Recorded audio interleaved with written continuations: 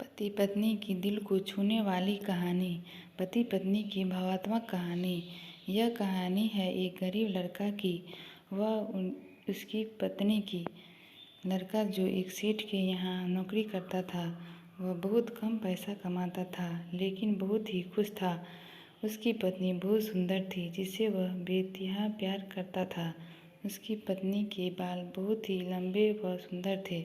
वास्तव में वह अपनी पत्नी के बालों को बहुत पसंद करता था। एक दिन पत्नी के बालों में लगाने वाला हेयर क्लिप टूट गया। पति काम से घर आया। पत्नी ने कहा कि मेरे बालों का हेयर क्लिप टूट गया है, उसके बिना मैं अपने बालों को नहीं संभाल सकती। यह सुनकर पति बड़ा दुखी हुआ और बोला कि मैं तुम्हारा हर ज़रूरत को पूरा करना चाहता हूँ, लेकिन मेरे पास तुम्हारे हेयर क्लिप के लिए पैसे नहीं हैं।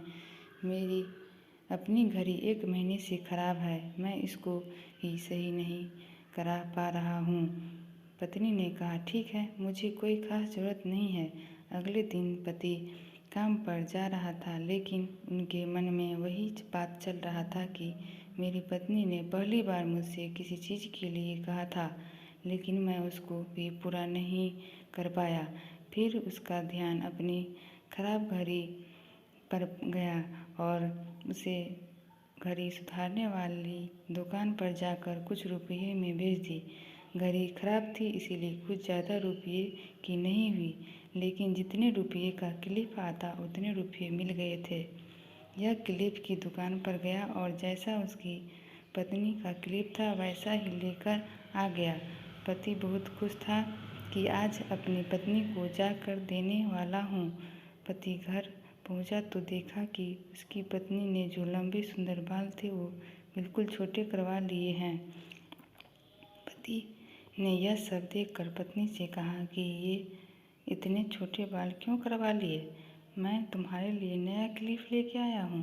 पत्नी ने कहा मैं बाजार में गई और अपने बालों को बेचकर आपके लिए घड़ी ले आई।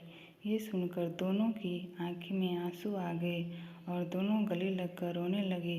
यह छोटी सी कहानी हमें यह सिखाती है कि कोई भी कार्य हो, अगर हम उसे पूरे मन से करते हैं तो वह ज़रूर पूरा होता है।